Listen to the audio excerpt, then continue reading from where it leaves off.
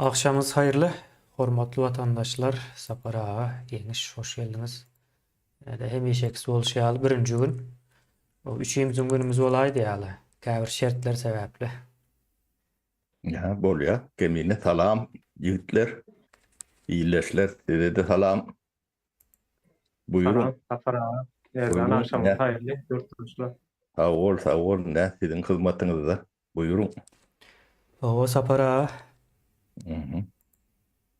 biz şu öňkü edýän gurrumyzyň dürli pencereden seredip dürli ölçeklerde gurrun etjek bolýasa, bu gaty bir möhüm.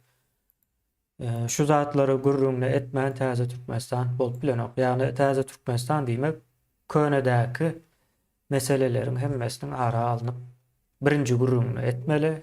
Ondan soň köpçülüge ýetirmeli, düşündirmeli biz öz aramızda kän gurrunna edýäsde bu zatlaryň. Ondan soň näme çykýar? Köpçülüge çykýar. O köpçülügen bu zatlary o dinläp näçe düýpli we san mukdarynyň o köp düşünüp bilseler şonça da täze Türkmenistanyň gelişiniň sancysy az boljak. Sancı diýende sapara bu ýa-ni garşy tarapdaky nämäni gözüňize tutamjak diňeje. İkisem bile halka Doğumurlu yani. Doğum sancılar bolýar. Şeýle o bolýar. şeýle bolýar ýöne onu şonu ýeňil geçirmeli bu näme meňzemes sapara. Ýurdum baly täze näme öwrülmesi. Gaty kyn bolýandyr biz muny bir gezekde etjek bolýas beýlekler ýaly. Düşünüp düşünmän hüjüm edip duramjak oturan yerimizden. Diýerler, gurrun edýäňiz diýip. Gurrun edýäs biz. Birinji gurrun ne? Soň bir mesele var, size entek söz bermäkä bir azrak näme deýin. Ya maňa soňrak berim. Yani ben sizin diňläýin ben. Hawa sapara ine Birleşen Milletler var, insan hakları ýa-ni halkara guramalary var diýip aýdaýyn. Umuman halkara guramalaryň hem eýýäm köpsük näme bilen baglanyşykly. İnsan bilen baglanyşykly. Şonuň üçin mysal üçin halkara haýwanlaryň bir guramasy, haýwanlar gurmasa bolup bilmeýär. Ýa-ni mysal üçin Birleşen Milletler guramasy ýaly bir gurama döredip bilmeýär. Indi bu näme üçin bar? Dürli meseleleri ara alyp gurrun etmek. Mysal üçin bir ýurtda bolýan mesele o dünýädäki bolýan ýagdaýa täsir edip bilýär. Şo mesele erwet bolsa, erwet täsir edýär, gowy bolsa, gowy. Gowsam erwedäm hemmesem gurrun edilýär.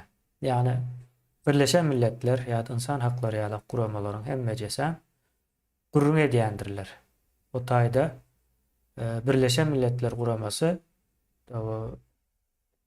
gurrunny gepini edýärler, çözgüdüni eden oklar. Çözgüdüni etmäne hukuklarym ýok. İşleş proseslerinde de eyle zatlar yok. Yani çözümünü etmeli olsa da şeyle näme diýär? Şu zat çözülmeli ýagdaýa gelipdir. O diýip aýdyp bilýärler ýöne çözgüdüni olar edip bilen ok. Çözgüdüni ýene-de bir näçe o guramalar bolup biler. Türkmenistanyň ýagdaýynda Türkmenistan öz içinde çözmeli. Yani Birleşen Milletler'de eğer Türkmenistanyň içinde insan hakları iň soňky düýüp näme ýetipdir diýip aýdýan bolsalar onda şol meseleni halkyň öz çözmeli diýip aýdyp duruşlary. Yani o sizin ýagdaýyňyz şu şeýle agyr bolupdyr, agyr ýagdaýa düşüpsiňiz biz gelip kömek ederiz diýen manyda hiç zat ýokdur. Şeýlerek ýagdaý. Indi şonuň üçin biz öz meselelerimiz birinji nowatda özümüz gurrun etmeli. Birinji gurrun etmeli, ýüze çykarmaly. Ondan soň nähili hereket edilýän bolsa edilmeli mümkinçiligi var olsa. Şonuň üçin geldik. Indi bizi saklayan bir näme var. Bizim jemgyýetimizi saklayan, şu wagtçaly saklan ýa-da saklajak bolan bir näme. Bu bir fasatlyk. Sapara fasat ýalňyşmasam fransuzça nämeden gelýär. Perde. Diýemet şurada. O perde o mysal üçin ol öýüň jaýlaryň daşyna owadanlamak üçin o fasat diýilýär. Umuman bir sahnanyň öňü, sahnany bezemek ýene näme? Bir sahna gurmak. O perde ine. fasat, ova indi Türkmenistan duruşu bilen fasat. Nemede Arapçalawaýsaň ova fasat diýsen sapara Arapçada da var fasat sözü. Fasat diýmek fesat diýerler ha. O fesat karıştırmak. O fesat. O tarapdanam dogry ýöne. Türkmenistanyň ýagdaýy fransuzca fasat sözüne de gawat gelýär, arapça fasat sözüne de gawat gelýär. O öyle çağırıyor. Fasade deyip o doğru yankı. İngilizce'de facade değil yani olmalı yanlışmasam. Diyebilirim oraya. O ya da şeylere yine biz ne mani köplenç yurdun içindeki problemalı meseleleri ortaya koyuyoruz ve şu problemanın Aşgabatda qaytalanmayandığını görüyoruz. Misal için yol meselesi ya da iş meselesi. Näme üçin o Aşgabat aýratyn tutulýar? Bir fasat yani demesinde. Türkmenistan diýilen wagtda şu Aşgabaty görkezmeli galan yer görülmeli. Gaty daňyr ýanky welaýatlary gitseň utanç berji nemeler var, suratlar bilen garşylaşyp bolýar. Ýanky tualetler var.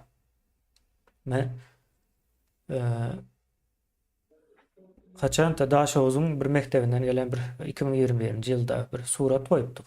Daşoğuz'un mektebinden. Bu daýda da görkezip durmaly, ön görkezipdik onu. Yani açık nemede çağalar bir hili bir otog pikir edin, otogyň aşagyna deşikler koyup çykypdyrlar. Bir 6-8 sany deşik var. Açık. Oturup gürrüňe vermeli. Kendini ol ýeke Daşoğuz'da däldir. Ol şu Yok, hemme ýerde de şeýle dogry. Toğun Nesprateninde. Hawa sapara o Nesprateninde şeyledi. o şeýle ýöne şo taýynyň anyk suraty barlygy üçin Daşoğuz özem şäheriň ýani. Daşoğuz'un owasynyň däl, ýene nämesiniň däl, Daşoğuz şäheriniň mektep tualeti. Şo ýagdaýda. Araz Orslar bize tuvalet kurmak için gelmendir. Doğru değil mi? Orsların gelip kurup berip giden zatlarının hem mesela bir işlep dur şu an Türkmenistan'da. Orsun kuran zatlarının hem mecesi işleye artık maçı bilen. Zulüm işleye, kanunsuzluk işleye, oğurluk diyen, oğurluk diyen de nemeler aklınıza gelmesin. Yurdun resurslarını Ors yani imperiyası al ya. Oğurluk bu. Demesinde. Olu işläp dur. Ondan soň jemgyýet çüredi. Sosial durmuş galmady. Edil orslaryň halaýşy ýalyk, niýet edişi ýalyk ýagdaý. Men sözü ýeňişe bereň saparaga ýeňiş. Bor. Ýeňişden soň size ýoş-ýoş soň gurrunly bereriz. Ya dinleyici olma Türk bilen kemine demekdir. Bu taýa gelen dinleyici bolup bilen o saparaga. Bäli dinleýiçi bolýar ýa. Bolýar. Sawal kemine. Ne ýani fasat diýdiňde men nemäni görýän? Kemine şu wagt dünýe gaty ösýär da her hili teknologiýalar, umuman tehnikalar ya internetden köp zat insanlaryň ulanyp biljek zatlary döränindeäki wagtdakydan häzirki wagt has kämilleş. Yani gitdiçe gowlaş gidip barýar. Indi bir ara gatnaşyk nemäni alalla süýýad şu elimizde akıllı telefonlar var. Bundan öň näçe müň ýyl belki bizler söýlendir. Ara gatnaşyk üçin näme ulanýarlar? Kepler ulanýardylar. Ýakynrak yerlere habar göndermek üçin ýa bolmasa meselem o tamdan o tama habar uratmak üçin ýaýyň uzuna kagdy ýalyp hat ýalyp atyp şeýdip habar gönderýändirler. Has uzagrak galalara, şäherlere habar gönderjek bolsalar atly gönderýändirler ulakly. Bu zatlar gitdiňçe şey kämilleş barýar. Ýöne östürýärler bunu. Soňra uçaklar, maşinlar, tehnologiýa biraz ösüp başlaýar. Radiolar çykýar, ýani syýmly radiolar, gazetler çykýar. Ýuwaş-ýuwaş soňra syýmly radiolaryň yerlerini syýmsyzlary alyp başlaýar. Ýani tolkun esasında almak üçin. Häzirki günümizde gelýär soňra şu akylly telefonlar, bir giden kompýuterler, Full HD televizorlar vardır, her türlü hatta neme gözüňe dakanyp sanal gerçeklik diýär-de gözüňe daklanlar bir hilli şoň içine girip özüň görýän zadyň belki süjetiň ýene bir zadyň içine şo zatlar etjeni insan kämilleşdirdi. Ya bolmasa bir nemäni görüpdim men ol arada. Şeýle bir liftiň içine minipdirler. Gidýär bir giden adam liftde hamara kosmosdan ýokary uçup barýan bir şekilde liftiň gapdallary hem aýnaly ýerden saýlanýar, ýeri giňişleýin görüp bilýärler. Edil hakyky kosmosda galýan ýaly. Bu zatlar ýagny akylyň edýän zady, ösdürýän zady.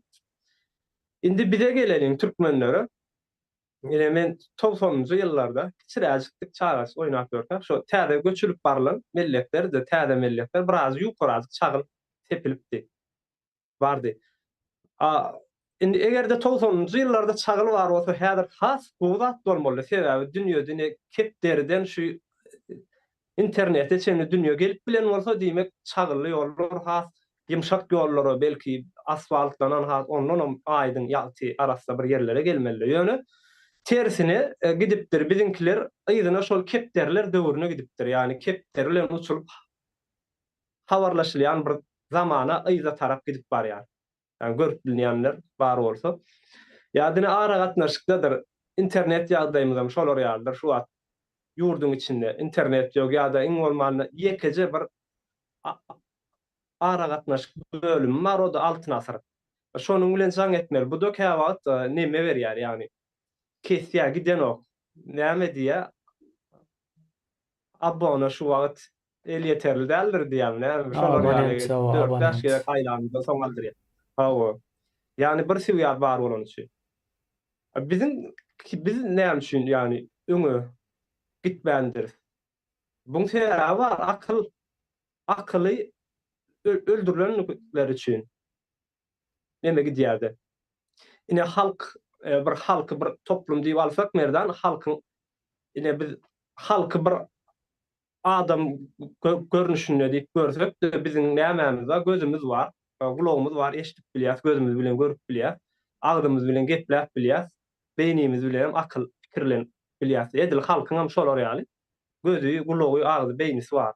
İşläp durýar. Ýöne bunu cehalat gitdiçe yani öldürýär. Bir çykýar bir akylly birisi halkyň bir akyl ýetirip biljek bir adam çykanyna ýok edýärler bunu.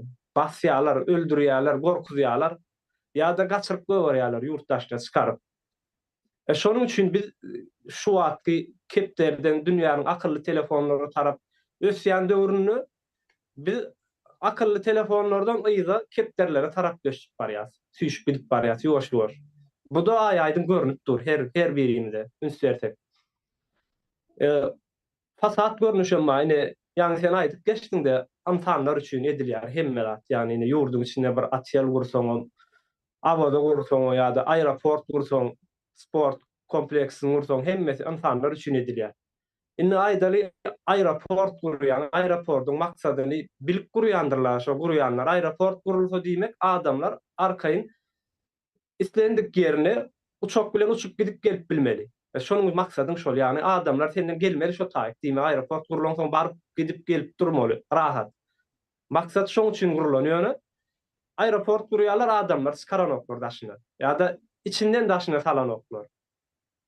Diňe fasat da her bir zady ýa-da mektepler bardyr. Mektepler muallymy bar, dogry. Kitaplary bar öňlerinde, dogry. Okuwçylar hem bar. ýa-da mektep diýip bir izdaniýa bar. Okuwçylar hem bar. Ýaşyl köýnekli gyýylar, börükli, ak köýnekli, gara jalbyrly oglançyklar gatnap berýär. Bilim ýok içinde. Yani mektep var, muallym var, kitap var, okuwçy var, ýöne bilim ýok. Görkezmek üçin bar. Ýöne, bizde bar diýär şu zat. Şu zatlar yani bizim dünýäniň kepderlerden akıllı telefonlara tarap belki bundan hem ýokary kat ýütlep gidip barýan döwrüni biz kepderlere tarap gidip barýar. Aýda. Demek, ýeňiş Men kepler saklayan onu çok için saklayan olaymayın mı? O sapara. Aratlaşığı mi? Ha, Hmm. neyse. Biz şular Ha, benim açacaklarım ha. sağ ol, sağ ol. Söylediğim bana geldim kemine. O sapara size ver. Sorayın, sizin demeğiniz bozmayın. Hmm. Diyeme, benim kendi fikir diyenler, bunun bu sebepleri var arada. Köp demesine bilyen oluyor, aydanın bilen entek irak olmağı mümkün. Bunu epey adama aittik bu 2 yılın içinde. Ne Türkmen demeti, yani köynök var, hani keminen köynök vardır. Birinciliğini yanlış ilirten, karın ilirten yanlış oluyor da. Kemini denek görey, tüyötüp bilmeyen son onun şey dengem ekteleri durur ve hiç dengem. Yani Türkmen'in devlet kurulunda şu birinciliği yanlış ilirten.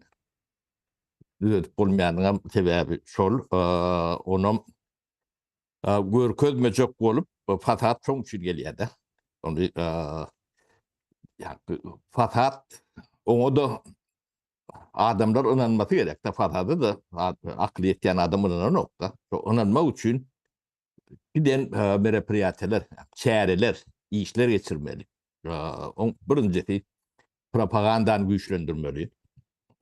Yalanı güçlendirmek değil, propagandanı güçlendirmek. Onun korkuyunu sindirmek. O bir son düşünüp bilecek,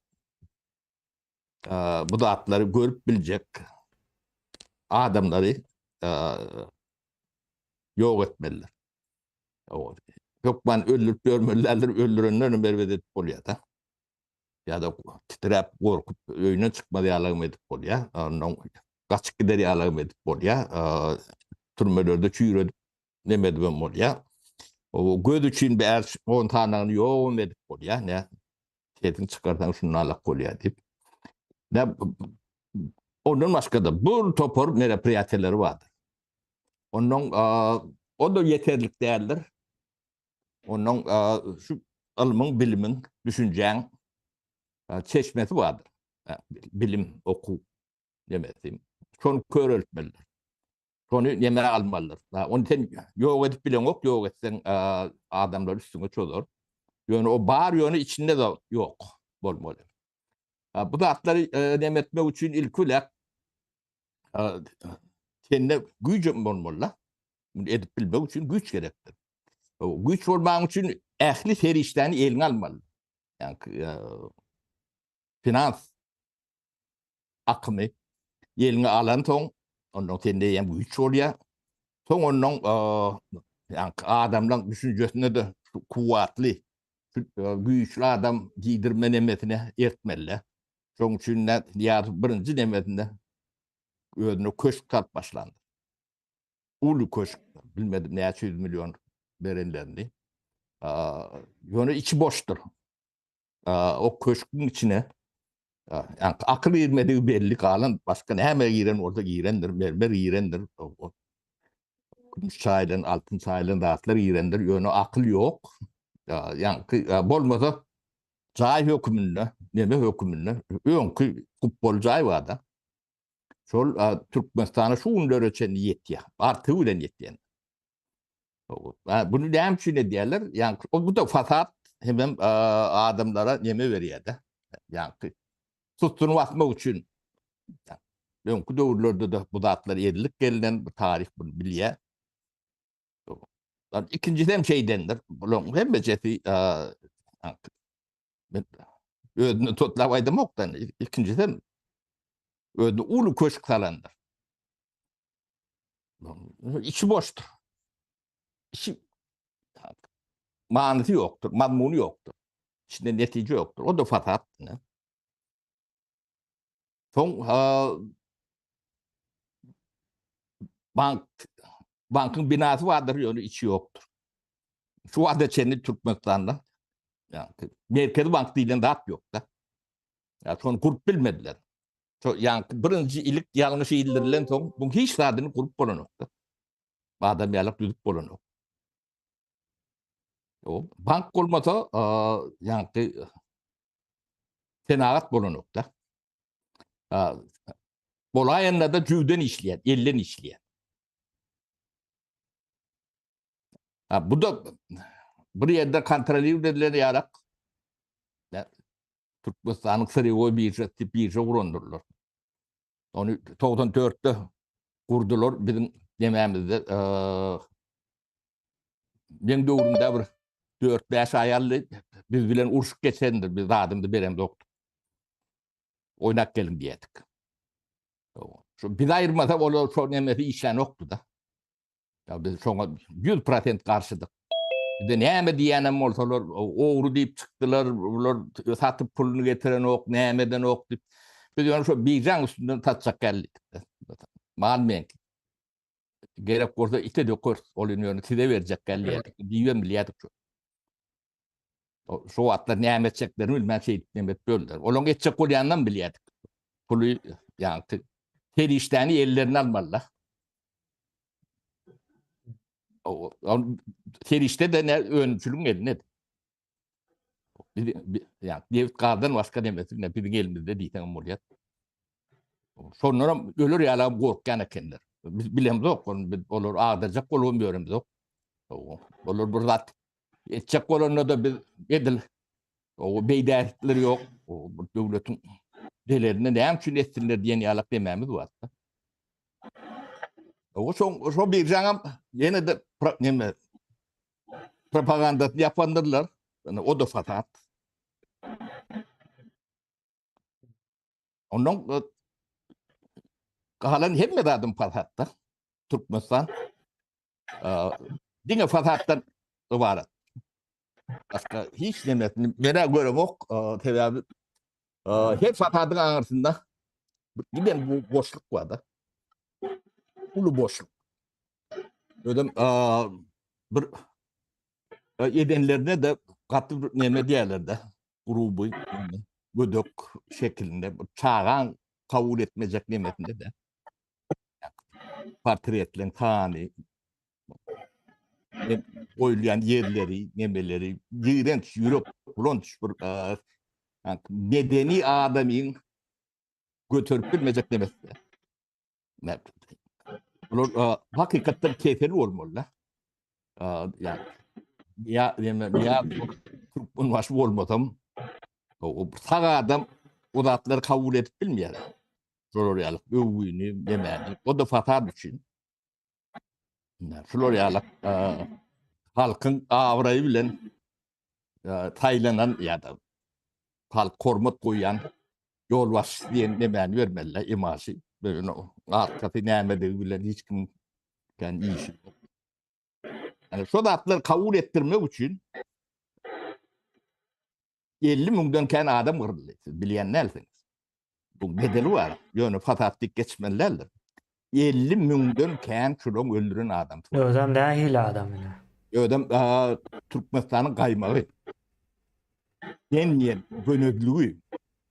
Şu an Türkmenistan'ı ham irmayesi bozulan bir katlak tarafından yönetiliyordu. Hakikaten katı ortadan ham irmayesi bozuk adamların eline düştüler Türkmenistan. Hem taraflayın bozuk oldu. Ahlak taydanım, beylik taraftanım, köküne sereden de düşüyorlar. Ne matbedim çöptüğü değilsem çöptüğü ondan ümmeterdim.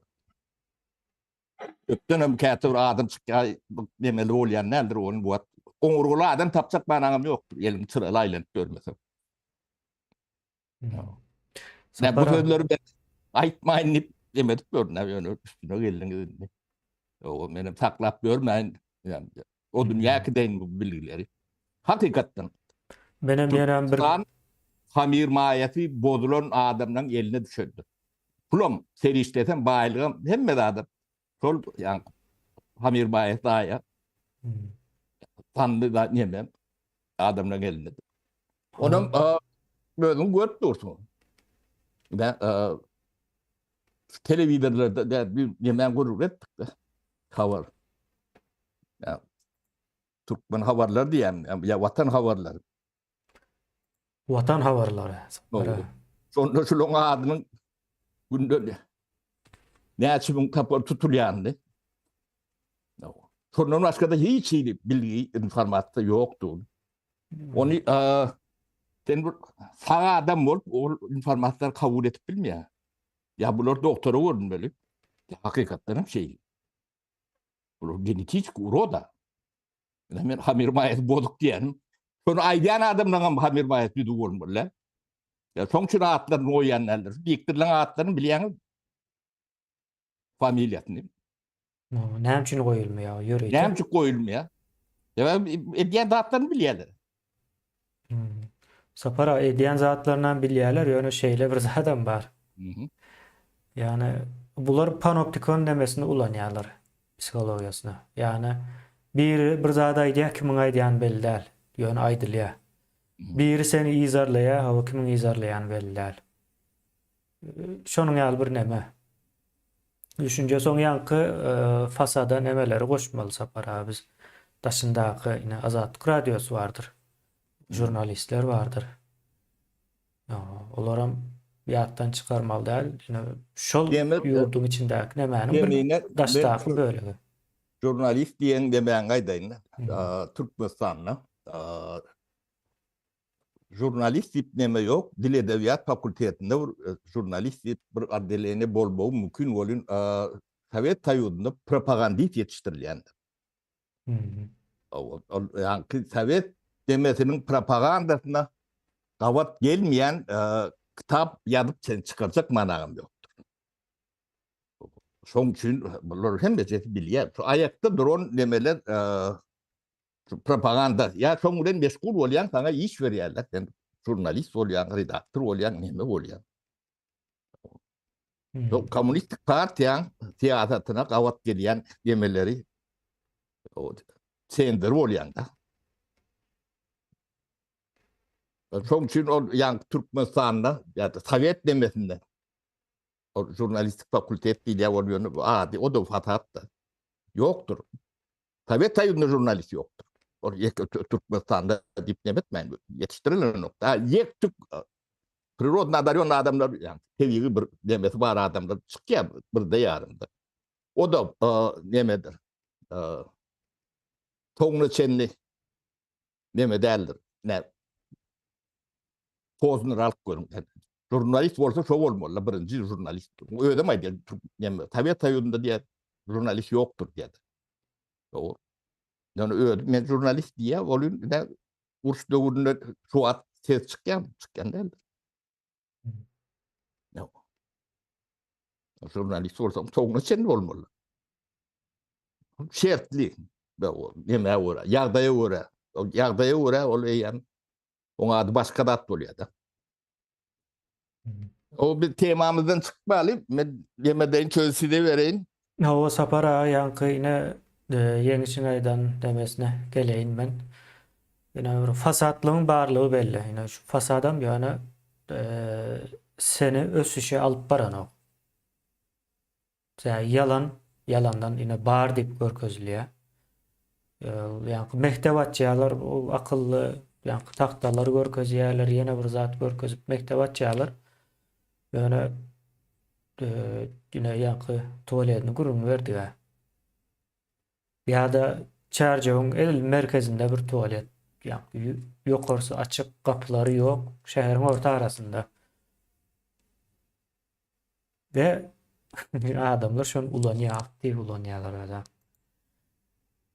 Onun kemine 80-nji ýyllaň başyna çenli. Ben Aşgabatyň merkezinde oturuyorum, ýaşaýar. O da ýetişdi. Ne bizim yemeğimiz vardır.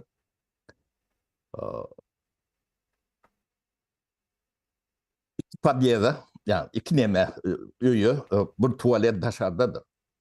İyisinden prativarlı 20'den giyip olur. Son nemeğin içinde 87. yılda yıktılar da. 81-82'den.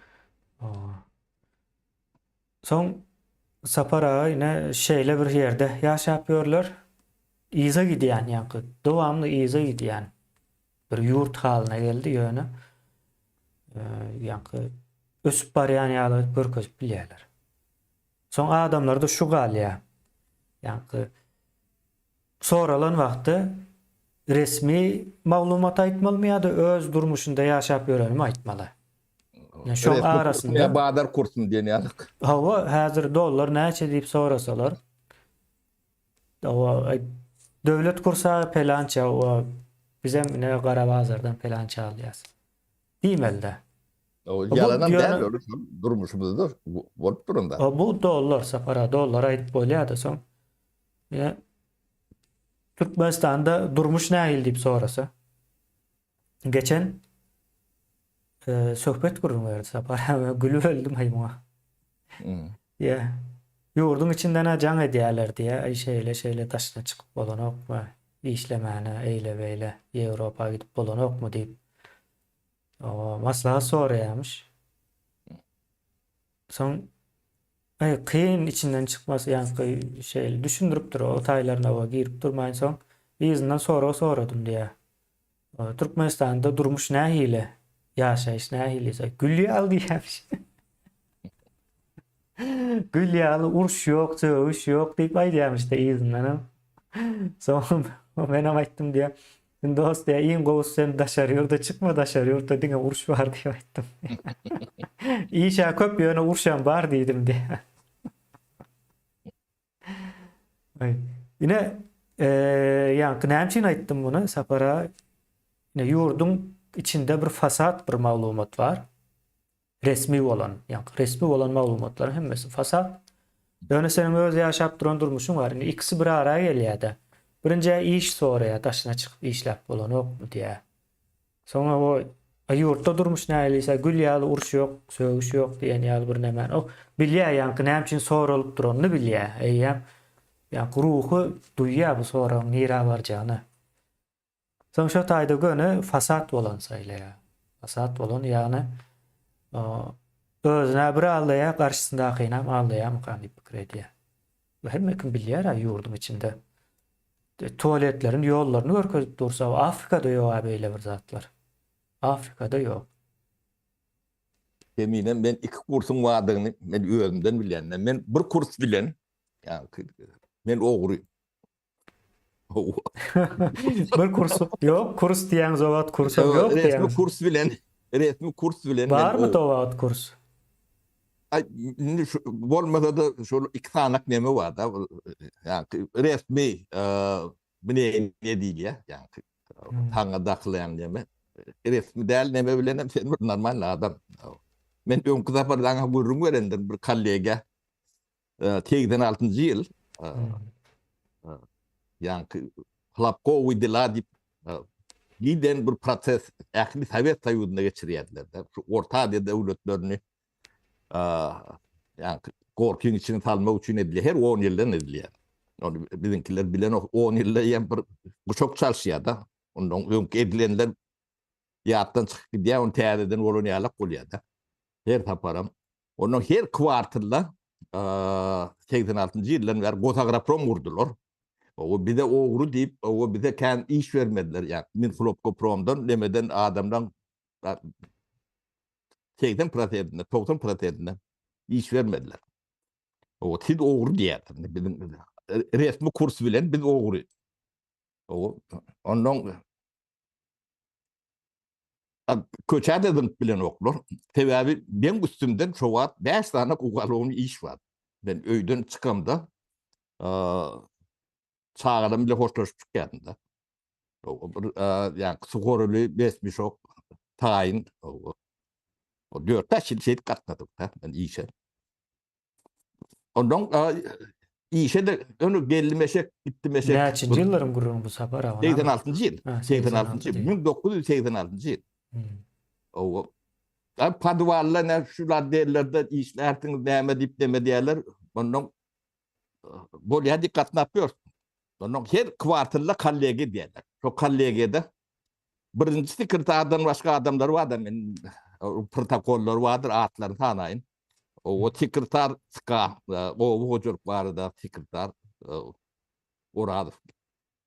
Uran Brać. Ondan Zavadel vardı Krubnikov diye.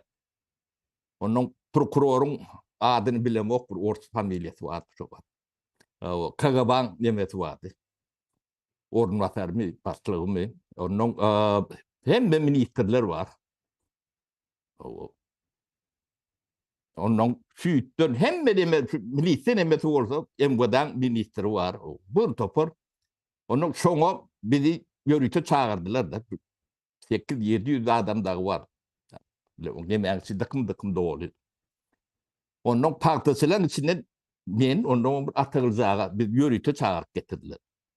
Nirak var yani ben bilem yoktu. Parta var da gurrun ediye partaçı yok için. O partan uğurlu var da gurrun ediyeler de.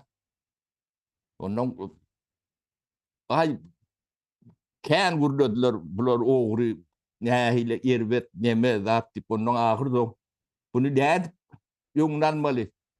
Ne spesialist var dip men tuldurdy. Demän Akbaryanam Aliýew, Muhtar Huseýn diýerler. Gosagara promu. Birinji ornatary. Onun ben hep turdum, bunun soraklaryna jogap berip başladym. O nädip bu ýoňlanmaly? Da peýdal zat bolsa diýdim, nädip ýoňlanjak sizi? Onu oğurluk nähile peýdal bolýar? O diýdim. O için peýdal bolan oğurlanýar. Onun talap bar. Onu aýdyp berdim, men gaýtalap oturmaýan ýokun emen. O atagyljaga diýip ömür parta diýişler ýaşly adam. O da maňa gaýtdyrmajak bolup bular bilýär ýöne sen gyýry otur diýdi. O birinji sekretara sen şu peýdallygyny aýdyp berdim de. Brigadierden başlap birinji sekretarny sen. Onun hemme böwür ýokdan aýaga oturup bu näde bunu aýdyp bilýär. Soradym da aýtdym dedim men aýdasym bel aýdan o. Şu sorasaň aýtmaly däl eken de şu sistemede. Yani şu derece fasat. O sistemi şondalar. Kemçilik var mı? Atagyljaam diýe bu Yok. bilmeýän ýok var diýe de. O bilmeýän bolsa näme soraýar diýende ben. Onun borçlary şu bolsa o ýurdu dargatsaňyz görüp durda. 3 ýyldan ine şol adamlar o ýurdu çökerdüler. Agroprom çöktü, 3 ýylda çöktü. Şol adamlardan bir ýurdu dikelden ýa nemeden adam bor. Hakykatdan çökerdüler. Onun ýa bir ýalak ogra haýyş edip o ýalvar nemetdiler de. Men şu 86'dan beri näme işte işlän bolsam ödüm gurup ýa şunuň dargadan zadyny täzeden dikildi şotaýyp iýerdiler. Şunuň çökörün demedim. Ben ýa bir wedipe taýyn zadyň üstüne baran adam däller. Agroprom perrabotka var. Onu ne stolun, 2 tane stol verdiler. Köne panerden stol vardı. Şonun Agroprom perrabotkany kaldırdım. Dedim ne olun? O tak adamı gitdiýende de barıp bilen oklar, baranda da näme etjeklerini bilen oklar da. Ana şoň daşyna 7 tane çökön ministerlikler vardı. Şonu berip o in soňam 92-nji ýyl owa hojulugyny berdiler de. Şotaýyp baramyzda daýýan hemme zat dargan. Hiç tat ýok. Onuň ýamaşkan dikildik de 2 ýyl. Ona ne bir resmi däl kurs bilen aýdyp oturýan men de. Resmi kursda men ogry. O kimden ogurlapdyr? Näme ogurlapdyr? Onuň bilen oklar.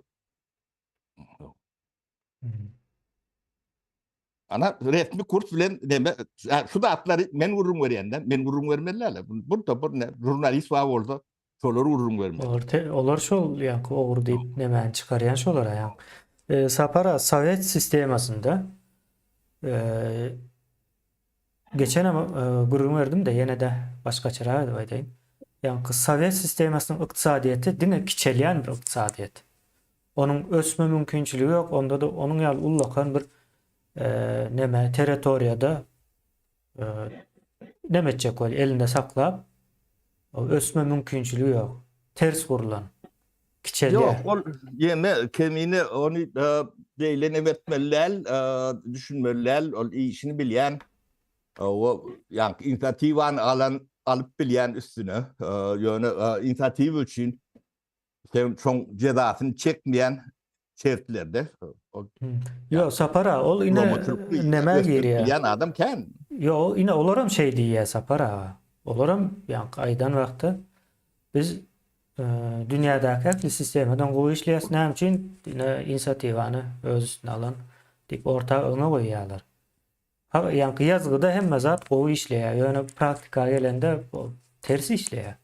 Sen hiç kim elinde toprak olmasa, yani şahsi emlaki bolmasa, hatta yaşayacak öýüň planyna çelle o çizip berýän bolsalar, şu plan boýunça öý kur diýip, yani giňiş nemesi bolmaly alternatiflere. Yeme alternativasi vadi biz yani sen aydan ramkalan vada. Hmm.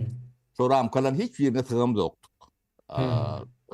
Özümüz üstümüze inisiyativanı alıp özümüz yani istediğimiz şey deme diyedik. Onun özlerine çoğu hak alıyorduk. Yani o hak alışımda ben gururum vereyim de. Ne Aşıvat'tan 29 kilometre orta taraf gidende bir tavkod vardır. Tavet Azerbaycan'ın yanında. O tavkoddur. 29 kilometre yeterli çepe kanalı taraf soğulongda solong yerler başlayandı. Yani miyvecilik ulu miyvecilik nemen 70'inci yıllarda kuruldu. So kuruluşunda da ben yani kanikullarda katlayadım şu tayda işleyedim. Ne sol neme o tayda bir kıyıklık olupdur. Yani sıka bir maşin, iki maşin bir otobüs adam ard bilen barıptır. O vatla şey barıp bilyen ekenlerde. 50-60 adam. Onun ol baba kul üyüsün demesi olan son diyarız onu baba kul üyüsü var son yanına var. Yertim solun yanına baba kul üyüsü çözür deyip o iyi verttirler. Onun baba kul üyüsü men çağırıyor. Köçen ağrı yüzünde de soğuk neme tavet minister. O çağırdılar. Ne kabinetine girdim. Adam Hrindikin o. Onun beni öňe geçirdi, geç tutak dedi. Ne şu adam dedi, şu oğlan ne dedi, sizin meseleňizi çözüp berer diýip yani demetler. O taýda da bir kıyıklık başladı. Yani çözüp berer diýdiler oğlu. Bu jaga da oğlan ne edip çöz? Ýöň diye, Bangladeş geldi diye, 3 yıl bundan öň diye. 3 sapar geldi diye çözüp bilmedi diye. Baba Kulüp sen geldin diye. 2 yıl katladın diye, çözüp bilmedin diye. Bu jaga da oğlan ne edip çözdün? Yani bir yaşlı adam var, kıyırıp ay diye. Hmm. Barın çödör diye. Hmm. Ondan adamlar dedim an bir demen bir dingali yörüm dedim gideli o kovup durayın son dedim. Onun kabinete getirdik hem becertne onun oturuş verdik o su verdik. Onun o ardınızı dinleyen dedim ne mi demeniz var. Bizim ardımız dedi sen çözüp bilmeyen oğul bir yaşlı adam var yenem veren o. Mümkün dedim ben onu yemediğini bilmeyen çözeceğimi çözmeyeceğimi aydıp bilemok dedim. Yönü dedim ben bir zat size aydıp bilecek adım var dedim. Ya ben hadi dedim size uğradım dedim. Yani var kaydan kabinetinizden hem dedim. Yemallarım dedim. Yani yetki. O ben ya derecede bir zat yetip bilen size. Yönü dedim şerva olsa men yok dedim. Gidin den ardınızda kime getiriyen olsa getirin. Yani düşünüşüp dedim. O ne molyandı, ne medyandı dedim. O dedim çözüp bilmeyecek adımız yok dedim ben şuraya edeyim dedim. O sizin gidecek dedim bir tav kozunu da belli de dursun dedim. Onları alak ne men terden vurup bilet. Yönü dedim davanız, cenceliniz neme bağ olsa dedim. Ben davalı yerde yok dedim. Ne şu içinde dedim 4-5 sanak dedim başkalı ben kimin oğulluğunu bilýändirler diýdim, tanýandyrlar. Sebebi özümüz Muşgudan göçürüp getiren 4-5 tane hozurumuz vardı şu taydı. Kardeşlerimizde. Olardan bir yarım şolun içinde. Onu soradık. Näme boldy? Diye on diye apkomda ikinci sekreter bolýan. Ondan ayrılan bir brigadir birimiz var diýdi. Olu ýem diýdi 4-5 ýyllydy näme diýdi. Nuri Agdiýew diýen ýalak Nuri Elif diýen ýalak familiýasyny dogry bilemok, apkomyň ikinji sekretary eken. Şo başlyk boljak bolýar diýdi. Şo başlyk bolmasa diýdi, başga bir ýerde getirýärler diýdi, şoň üstüne arza ýazdyryp diýdi. Näme diýerler diýdi. Ulan başga demesem ýok diýdi. Öz adamlaryny goýjak şo taýda. Görüş diýdim, ondan 5-nji ýyl bardyk şo taýda. Bir sürü bolup 7-8 sanak her upravleniýan başlyklary zatlar bilen onu bir ýan uzundan sorap başladyk problemalaryny. Olar aýdýar bir ýazýar. Ana üzümimiz üzümçülük bar da. O bunu diýdi, bize şolary ýalak plan berýärler. Olary ýalak baha kesýärler. Ýene bir zat onu hakymyzdan bilemdi. Ýolumuz erbet. O ýa bu tawy nemeler bardy merkezi. Bu taý erbet. Suwumuz ýok. Şolary ýalak bir topor neme. Ondan demäge geçdik. Biz diýdik, bir eksperiment etmäge diýdim, hojalyk gözläp ýördik diýdim. Siziň gene özüňiz çykdyňyz. Siziň ýerleriňiz diýdim, ekilleriniz, mellekleriniz hemme nemäňiz özüňize hususy eýçiligi berýär. Şoňardan şu potrotdaky nemedeki ýerleriňiz hemme jeň afarmlär edip özüňize. O plan näýilek bol, planam ýok diýdim size. Onu biz malymyz nirek satar, äkidinden zarar ýokun diýdim. Malyňyz biledim işim. O näýilek bolýar diýdi. O siz azatlyk ýokmu diýdim. Alam dedim ki, ekinem dedim ki, yerim dedim ki, yonu şunun geçinemesi vardı dedim. Şoň üstünde dedim, her 5-nji ýyl gelip dedim. O tide dedim. Hem sorar, hem bizim öňümizde mesele goýarsyňyz, biz çözer. Şeydik dedim, 4-5 aýyň içinde dedim. O sizin demäňizi doly hususy eýçiligi geçirer. Onu şo taýda ýene de bir topor soralar çykdy. Bir bölümde saklap bilemdi. Hala diýilip gerek. Guradyp bilemdi, oňa tuşylky gerek. O diýdik, o zatlaryny çözüp bereli. Şo taýda birinji tuşylky urulandy. Tawet Azerbaýjanda ýaşaýan adamlar orada bilýän uly italyanlar urandy. O 5-6 tane ýa tuşyl linia miwa tuşyl edilýär. Uradylýar. Dem? Sapara. 4 ay içinde gul ýala edip Sapara, yine sizin eden işiniz o komünizm demesi däl ol. Ben şu yankı komünizmin ideologiyasında ösüş yoktur Sapara. Buların orta yönlemesinde. Bu bize ýam komünizm ýykylyp ýörendi. Tawa sizin kışoda var dip demedem yok. Onam sen özüň ýa riski üstüňe almasan onu edip bolanok. Men de baba okuluyum ýanda var. Tawa Sapara. Şu bedelan dur kemina aýdyp boloýnar dur adama söz bererler. Bor Sapara. Demen bu zatlar öwrenim. O bize de gerekdir. Ne şu meseleni çözmek üçin maňa näýilek ýetki berýän. Ora goýulýar. O nämetden diýdi. Men diýdim öderleşdirjek, hususlaşdyrjak. Hususy eýçiligi geçýär. Toga Olamalaryň nemesine o ýok. Gawat gelenok. Bilenok, o watlar o erbetdigine bilenoklar. O zatlara düşüp demet bören adamlar däl. O diýdi. Asal istedi. O zat olsa ettiydi yani. O şunlar gep gelmede bolýar diýdi. Lor diýär bir ýylda ýylda bir kitapar gelýärler başynda diýär. 3 şey. O 4 ýyldan beri gatnap böler diýär. Bilýän diýär. Özüm barbam çözüp bilmedim. Onu mu aydı? Bulun davat diye çözür yalak derler. Çözsem diye çözdürür okulur diye. Çözme etlerim yok.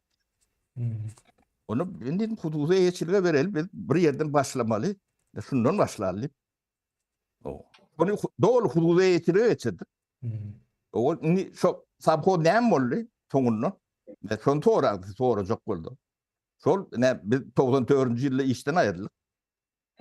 97. yıl mı 96. yıl mı Türkmenistan'dan yıkman geldi. O şu kalko sabho ne elektif sonra. Üzümler dedi kurak getirdi. Ne şimdi su veren oktor.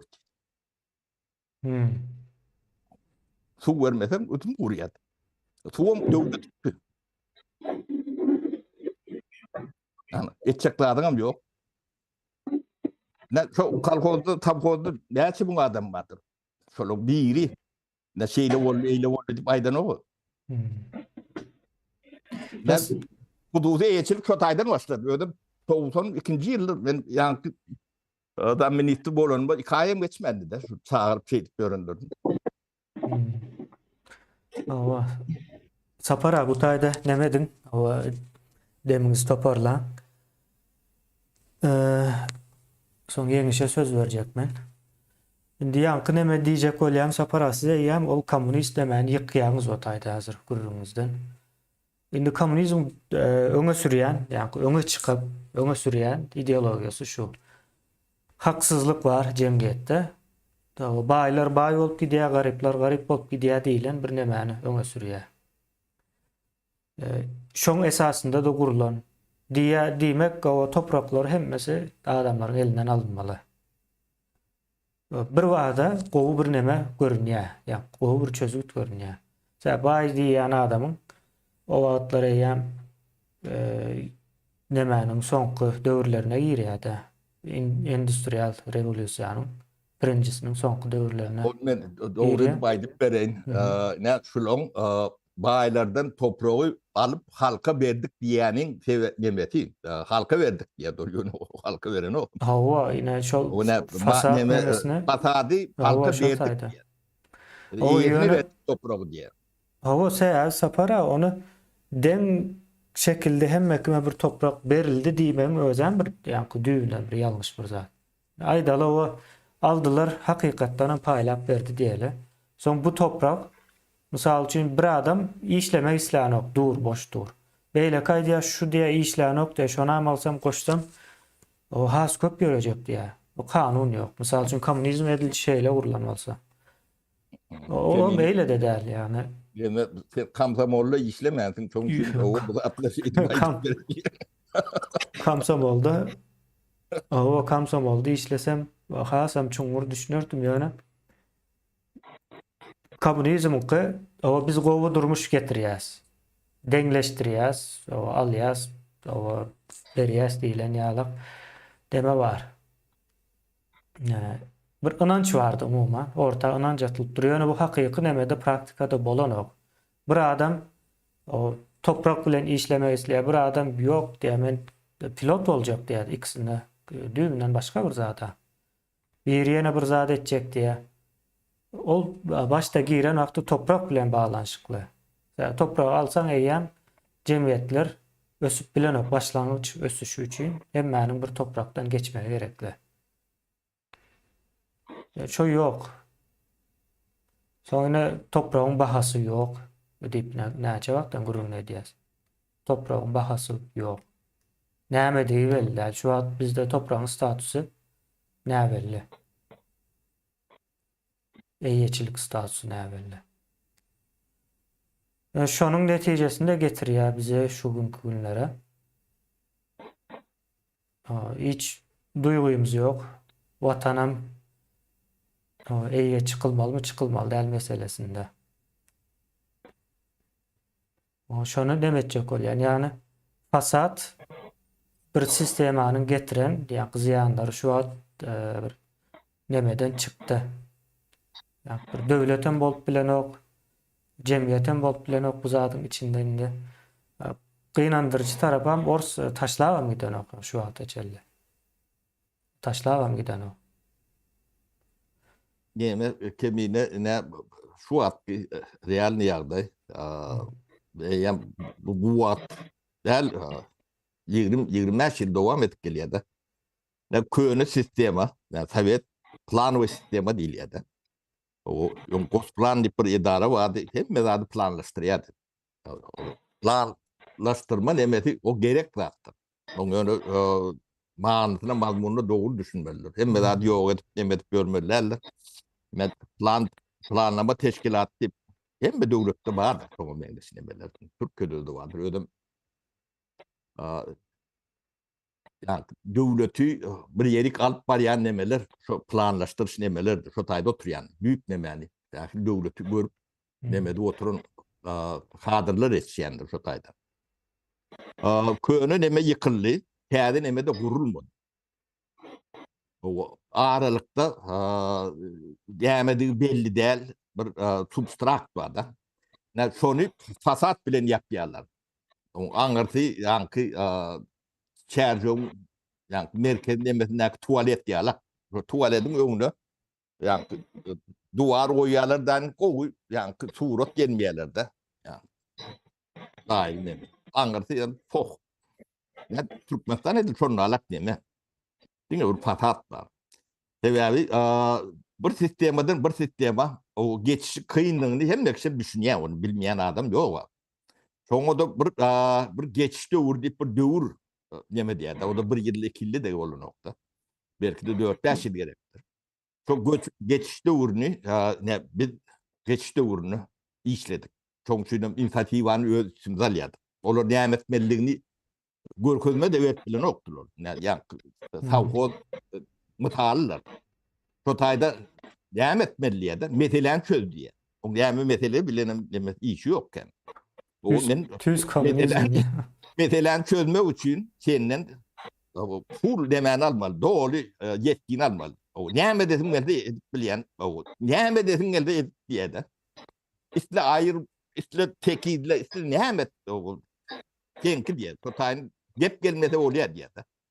İkinci sefer diye maşine binip diye yazım köşküne gelmesinler diye. Onu yettik ne? Öyle 4-5 ayın içinde ne? Kotagra Prom'da Mintelhol'da işlen yemeler vardır. Yoğurlaşçılar önemli. Ufravleniyorlar. Şolar her 5. gün işten son saat 5'te 6'da şu tayda yığınlaşıyor. O adam oluyordur. 6 aylap şeyler katlandı. Sonra bir öttük. O zınklarım çıkan değerler öldürüp helli.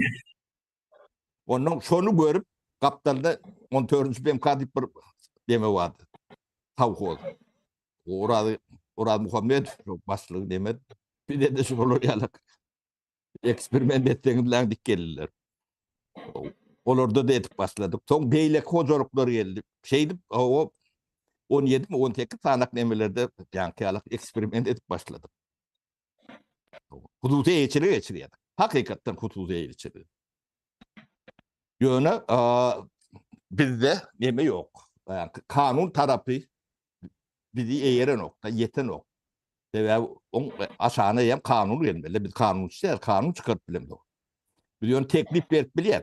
O şeyle bolmalı, bolmuyor. O kanun nerede? O normatifini aktarım çıkarıyor. Sonra işler yalak düzgün. O komünizmin kanun çıkarış sistemesine ahiltine sapara. Onu bilem yok. Onu ben olong demesine demedik bilem yok. Onun Yok, bol bilme mümkünçülüğü yok sapara. O iki adam ağzının arasında seredip durmaktan başka yok, zaten. onun da bir zatlar demediler. Yazılıya kanun ondan bundan demedim. Şu da kıyınçılıklı dövrün demesiyle bağlanışıklıdır olam. Ondan önceki dövrlere seyretseniz. Pakta meselesi o gidip Stalin'in nemesine seyrediyen olsa değil kanun yok. Yani. Nemi? Kasiyet dolaymasa yani oların bir nemesi. Kasiyet hazır aydıp bolsun sapara olsun. Bir nemi. Aydı ver ben yeme Neme diye ayttığında sapara yani adamlar uyuşup gelipdir. O şikayet edip şunu kemçiliklerimiz var olsun. Baba Kulüf nämesin etdikdir yani. Ihtiyar senne. Şu gelmese bolýar bize. Yani bu taýda bir söz berýärler. Ýöne edip bolýan boly, edip bolan soň gowy bolup gidip barýan soň seredýärler häbi diýe. Gowy bolup gidip barýar diýe bunu almaly elinden. Yani bularyň bir häsiýeti şoňdan bärik sen. Ine sizin şu sakatseni size owru diýip at goýanlyklarynyň bir sebäbi bar. Siz şo döwürler şo zatlar edip bilen ýani. İşläpsiňiz şonu ýalaklatdyr, üç döşüklik eden. Şonuň üçin ýöne sizden soň 30 ýyl geçdi, müňle we ministr çalışdy, müňle. Hiç birinin ady owru diýip çykan nädir? Näme üçin? Sebäbi iş etmedik olar diňe. İş etmediler. İş etmedikleri üçinem owru olmadylar. Ol yankı deme Ya- resmi kurs ol. Ýa-da Resmi kurs. Aha o. Halaryň ben şunu nemesi diýip düşünýän, häsiýeti diýip düşünýän ilki başda berýän eline mesele özlerini akıl ýok özler edip bilen ok. 3 ýyllap hiç zat edip bilmändirler. Gelseler hem ýöne birine beripdiler şu başymy sıparsa bolýar. Edil şu wagtky ýurtdaky halkyň adamlaryň häsiýeti wada. Meselem senden bir kar sorar, gayrat et 3 gün 4 günne berjek diýer andy oýalar ýöne 1 aý dawam al ölmersin.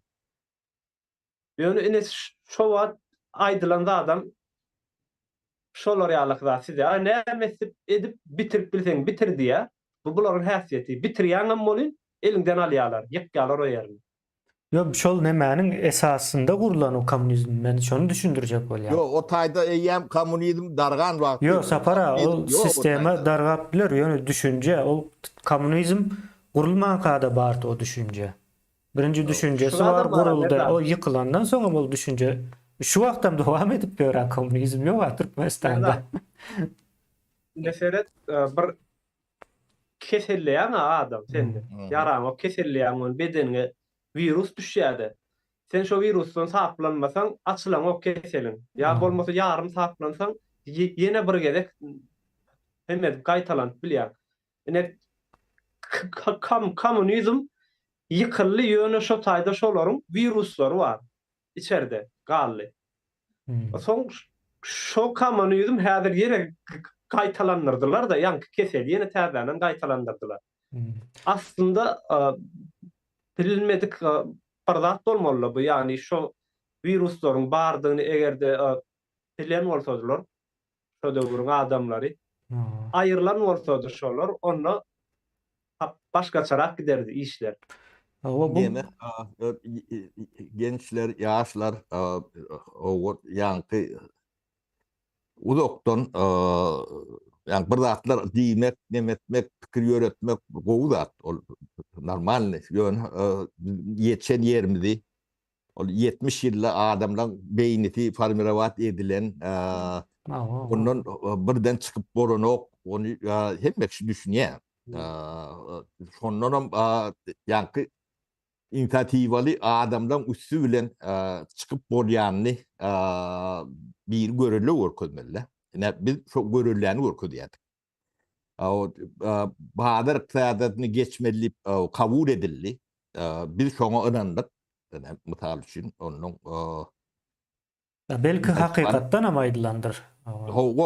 bilip aýdan bilemdik. Biz men ýaşada atlamaýdyk bereň onuň nämen bilenlerin bilmeýänini ortaya çykaryn da. Men onu hemmek emet bilmeýän.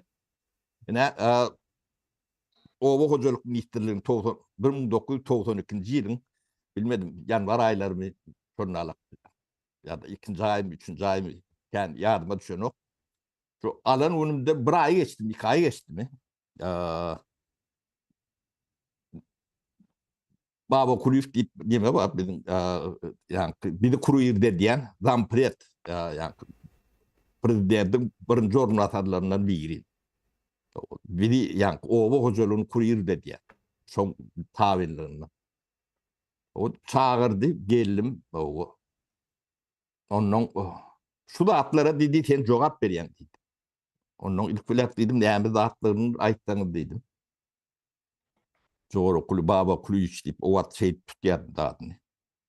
O dedi iqtisadiýat ekonomika dedi sen jogap berýän dedi. Ne 600 sanak hojalyk bar. Şolaryň hemmesi ubitişin diýdi. O diýdim.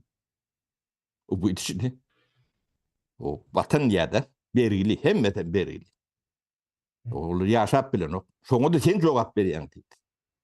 O diýdim. O ben gelenme diýdim, hikaýem bolanok diýdim. Bunalar. Ben oň nämetine jogap bereň. Bu nämet melliydi. Ben diýdim ödülleşdirmesek, ýani hususy eýçiligi geçirmesek, o ýeri halka bermesek, o buny çözüp bolanok. Onu al etdi diýdi. Endi şu diýişýärler. O da hatla nämedigini bolup düşünen oklu. Al et diýdi, sen jogap berýän. O şunuňyz bir diýdim, o diýdi. Onda diýdim men ukadyňyzy, prikadyňyzy demäňiz hemmeden taýinlän diýdi. O çekadyňyz. Onu belki de diýdim prezidenti ol çekdirmeli ortaňyz. Ondan gidip ukadyny, prikadyny, kanuny hemmeden taýin etip gelip ol çekdi. Bazar iqtisadiýatyna geçmeli, yerleri hususlaşdyrmaly, o kolhozlary reform etmeli. O buň üçin men ine institut açýan diýip institutum onum aç diýdi onum. Öz golum bilen institut açdym. Gödöňde tutup getirip bilýärmi? Şu wagt bir minister institut açyp bilýärmi? Ne? Hada inisiatiwa alanlar ýöne hukugyna malýar. Ben devam ettim. O elim ayağım boş. Ne reforma başladık.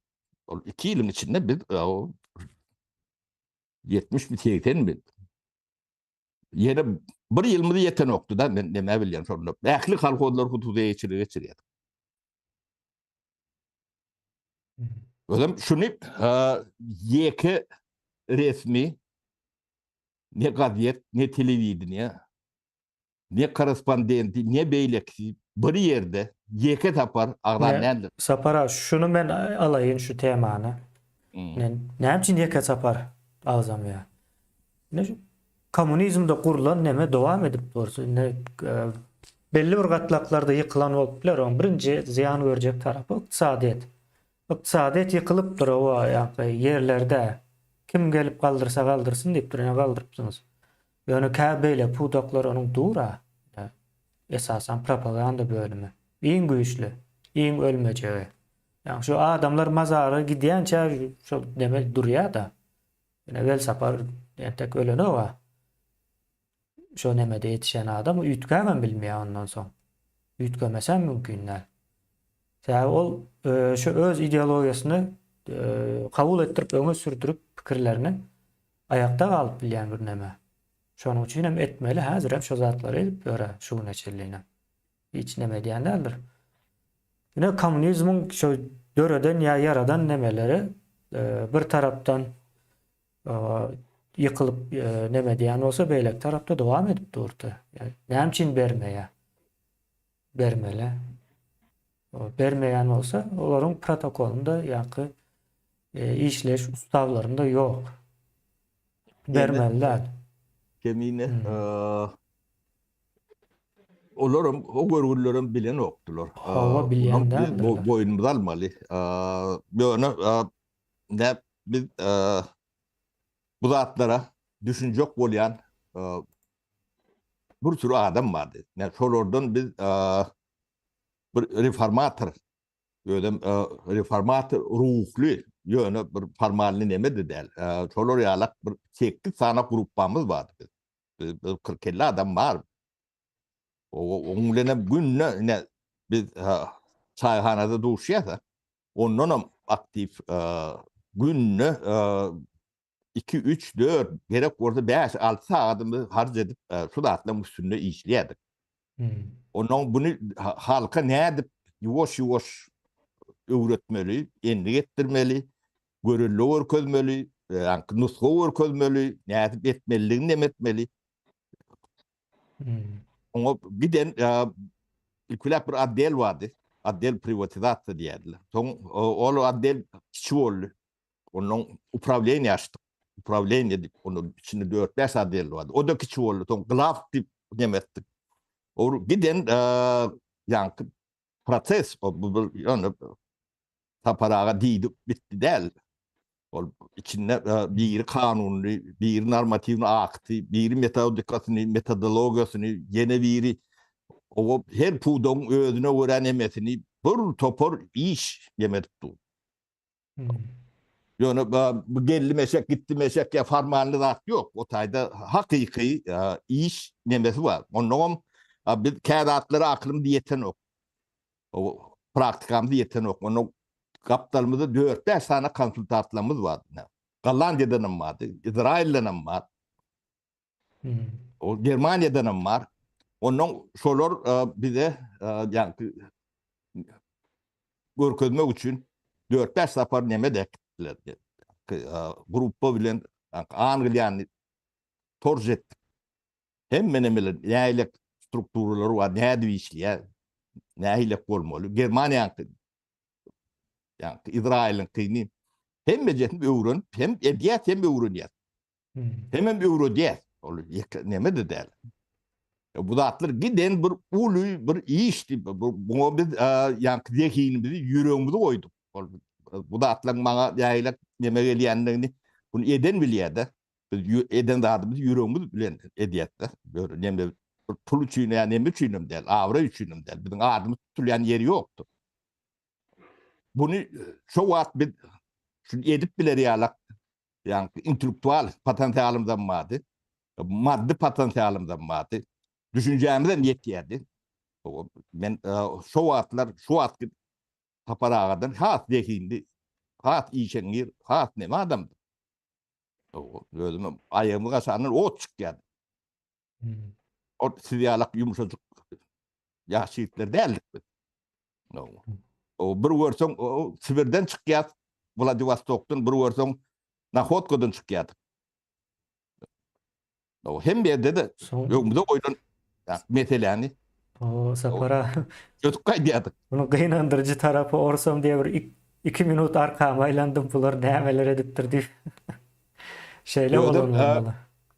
Birinci postsovet demelerinin içinde Hmm. ilki şu kuruluşluklarda atları edip başlayan birincidir. Birinci 5 yılda telde Türkmenistan'ı kurulur. Ağaltına telde. Sovet nemesinde mi ya da Yok. Türkmenistan'ın içinde? 93. yıl.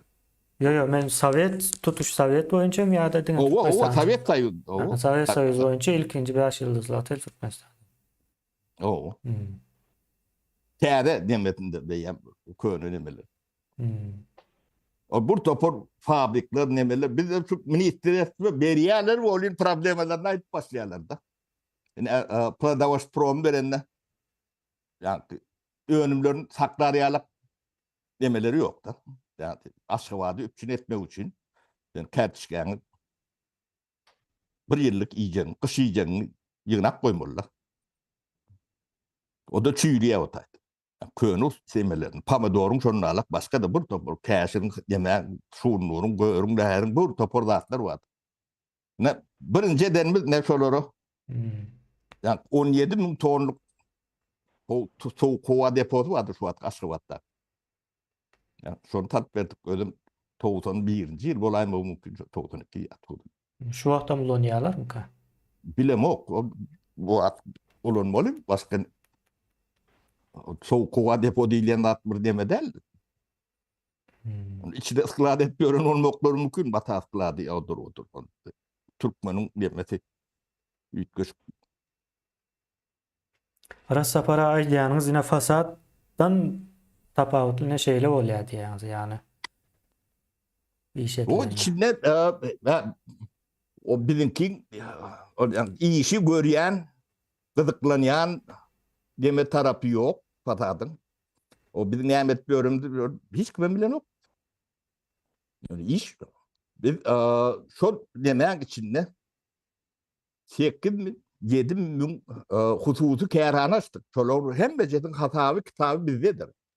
Biz şolara ödeme veriyorduk da. Yani görülü. Yani ticaretin nerede edilmelerini, nerede edilyenlerini bizden katı kendi adam ticareti öğrenirdi. Dahil Türkmenistan tüccarı olup gittiler. Alıp tatıp nemedik görünür. Ha. O 5.000 tane idare kodunu yani dillan tattır. 5, 6, 7.000. Oğlum köpsü yönçülük ediyen. Ne kalhodu hususlaştıran. Onun içinde 20-30 tane hususi kärhana bolmasa o kolhozun hyzmatyny biri etmeli. Olaryň şeýit dörýär.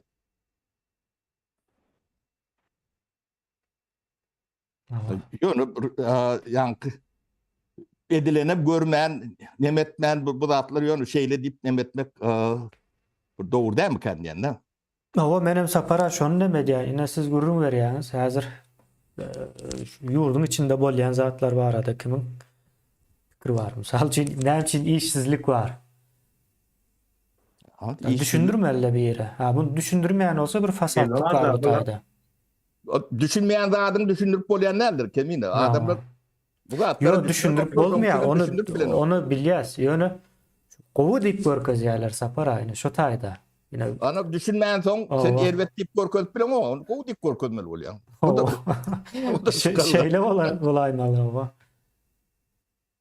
Hem yani öwredilen bolýar-da, yani fasat bolan bir zada el çarpmany iş edilýän bir tarafa da şyltagatmany öwredilen bolýar-da.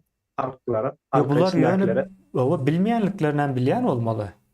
Ýa-wa. Onu ilkülek taýin zat, onu ulanyp bolýar da. Şo dargyança ulanýarlar. Ýani toşopulcu demesini alýarlar, toşopny en soňlar aranyň hagyny dandyk görýärler da. Bulan nemesi şonlarla. Bolmasa şo döwürde adamlar işleýärdi, adamlarda eýfariýa bardy. Ödem sözleri işleri kawat gelýän o içinde su getirýänem bar, ýöne küýde döwýänem bar bolyn ýöne bardy.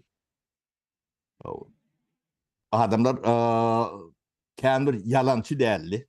Ýene biz bir nemeni oturdup bilen adamız, biz bilen işlejek bolsaň, yalan sözlemeler diýilen nemeni şonu alıştırdık da. Ben ýanyma biri yalan sözlek gelse, olada bitti. Öwürlüp bizim kapymyzdan dartyp geljek barasy ýok. Daşary ýurtly bolsun, içeri ýurtly bolsun hiç tapawdy ýokdur. Biz bilen işlesende yalan sözleýän bolsa, ýa sözü iki çykýan bolsa, öwürlüp bizim töwereklerimize gelmedi mümkün däl. Biz o käbir nemeler ýurdu bilen öňüni keten ýerlerimiz bar da. Araplar bilen şeker diýip biri geldi, şeker getirip berjek diýip. O ikinci, üçüncü nemedinde birinci aýdan da atlar bilen awat gelen ok. Onu işim bilen bol diýil ýa-da. İran tarapy bilen şonu alakdy. Onun şu dogruçulluk nemelik ýani işin 50% Sapara aýlysy şu fasadın tersine gurrun berip dursunuz da häzir. Owa. Benim şona aýtjak bolýan bularyň Men bu fasadyna gawat gelýän adam däl. Men resmi kurs boýunça şoň üçin düşman. Bular. Men bazar kursu bilen o menden elbet gowy adam ýok. Onda şularyň şu ogry diýen sözüniň hem bir aňyrsyndaky manysyna düşünmelibiz. Olam şoňa benzeş bir zat bolmaly. Öýdürüň gawat gelmeýän adam ol ýaky ogry da her zat diýip bilýär. Ogry diýäni bizden ogurlaýar diýip pikir edýän olaýmasyn şolar? Ýok, şolardan ogurlaýanlyk üçin. Şu bizim onu ogry diýip nemeden oklar ne gawat gelýändir de. Ne bu bolan demäni aýdyp bereň men. Näme o men işten aýrylendym, men ogry diýip aýdylmadylar. Hiç bir deme başka işe geçýänligi sebäpli o nemediler de başka fasat olam fasat başka işe geçýär. O da fasat o. O belki de ayrılmadan däldir. Ýöne şunu aýrylmasam bolanok diýendirler de. O täze gelýändir. Sebäbi ben aýrylmasalar şu ýa privatizasiýa prosesini saklap bolanok da. Men aýran soň onun galan agtat bolýardy. O. Bir zat aýtjak bolýar bolýar kellendir uçdy. Yeňişe berel sözü sapara. Ani. Mene deme sapara. Şuwatdyň dur hemme adam bular şo men ýa aýdýan ogry gerek bolsa 30 ýylla çalışylan ýerine bir gidin adamlar, ministrler, ýene näme hatda prezidente çenli degişdi de. İsa düýtgen ok. Prezidentine sen çalışın. Yok, hiç de ütgän ok, hatta Olan oğrum fasat. gözlerini oklar hatta. Diňe şol Ha, 30 ýyl Nemes, men nime bar oğurluğun, hakada? 30 oğurluğun ýyl ne bundan çıkanını yadıma düştü. Ne? oğru tapypdyrlar. Hı hı. 30 ýyl mundan bir oğru tapypdyrlar, indi şol oğru bilen gedi bereliň diýen ýalyk bir neme. Dege Yok, o da beylede değil. Ben Türkiye'ye gittim de. Ödleri verdiler. Ne taparteyi tutmana. 30'a dedim dediydi. O dedim yeter ki değil, 30'a lamak dedim. Onu Türkiye'ye dedim dediydi. Bilmedim dedim. Ben onu Moskva'ya gidecektim dedim. Böyle. Ben Türkiye'de fikir ettim dedi. Onu Türkiye'ye gittiydi ol ya da. Onun ertedi. Öyle 50 molun ertedi gitmeli yani. Çoğun gitmeli. Yani birinci samolyot bilen uçmalı yani. Onun uçtum. Onun hem de atları yan tayin eken şu adamını yaşatmalı ya da. Türkmenistan'ı saklamalı ya. Onun o tıskamalım bir aydan sonra can ediyen. O barayın mı? İyi mi varacak diyenler onun gelmediydiler. Gelme. Onun mağrik. Gara sürgün edip duruşlar da. Onun taparteyitten sonra aptırlar yine. Gelmesin bizim başımıza iyi iş ol ya. Bära gelse ýok etmeli bolýas diýip duruşy. Başymyza iş Onun bolýar. 96. yılda ben öğredim geldim. 96. yılda yani payda geldim nereye oğlu avariya düşüp aradan çıktı. Çok bir nemesine görünüyor. Onun bir oğlanlar bile talanlaşaydık geldim. Ödüm kaçak yol bilen Taşkent'in üstü, Ürgencik üstü bilen geldim de. Maşindi, nemeli. Ödüm hiç yerde, hiç kimden hem çekinmedim. KGB'şlikler bile yani talanlaşanlarım var. Yönü, yani işgallerimizden, doğutlamızdan duşurdu yani onu korkuyorlar. Onun konspiratif kuvatiyerlerde duştu.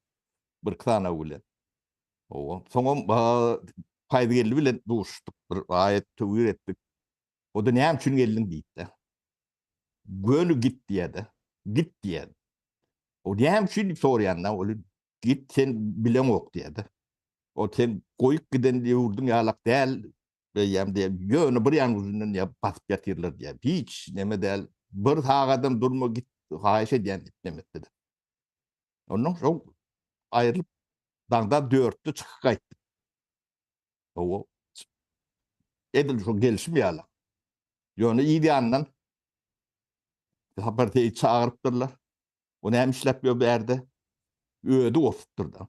Onun şu tayda bunu alın iyidine yok man onun Türkiye dapros veriyorlar. Şu daproslar ente man Şeyh Murad'ın golüyle dapros vardı. Bar esýär Murat. O çoğu adam yani ugalığın proses gidip dur. Deme koylu kelte onun bizim finans var değil mi? Valutna değil. Bizim diýdiňiz? Yani mintel kodum. Onun yemesi attıya çıkılan bir payı geldi nereye deme. Men onu çok iyi işin içine koşup görüyorlar da. O tweet bol eyem kutoron hem mi daha demetini okap verdim. O protest gidip duruyor onu men yok o tayda. Bol molum değil.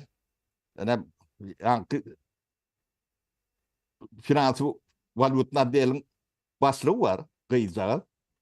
O gelin kıyızağı derlen eyem karı gelinler. Buna şol bir tweet etil. Menem bolan olsa menem bir tweet etil yalıp kurup geçerdim belki. O payda gelip tweet etil. Olan hiç tat değil mi de? O günahkar toylu kelte. Toylu kelte de niye öyle adam? Ben adamım mı? Ben o adamı tanımı o. Görümü o. Niye 500 milyon dolar kredi de verecek deyip. Yani toylu kelte. O toylu kelte. Söz verip onu etmendir de. Onun yerine bir atla beripdirler, bermendirler. Meni şoňa pul verdi. Yani şoň bilen dil buluşup men şu 1,5 milyon dolar oğurlapmışım. Ben oğur diýendemizin büyüğü şol. O men okap verdim. Şu adam madır. Yani süydün kararı o içinde men adım olmasın. Onun yani şu vakti prokuror vardı. Şu vakti adi adım düşün o. Öyle bağışla bana yazdırdılar diye de. Yani nemede vardı.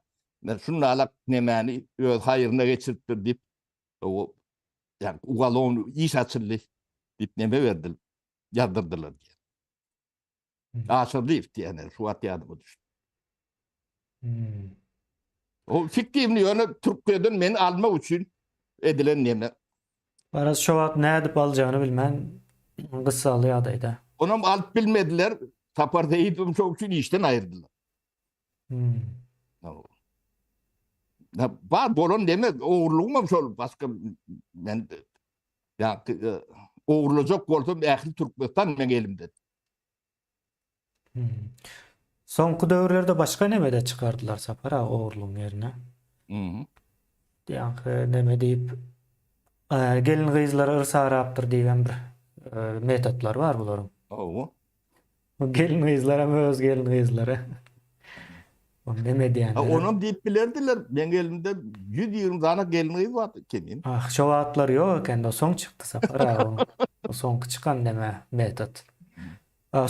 Soňky döwürlerde da olam ýok. O sen basmaly turma diýip gelýärler sen. Bilmedik sen näme o statusun diýip.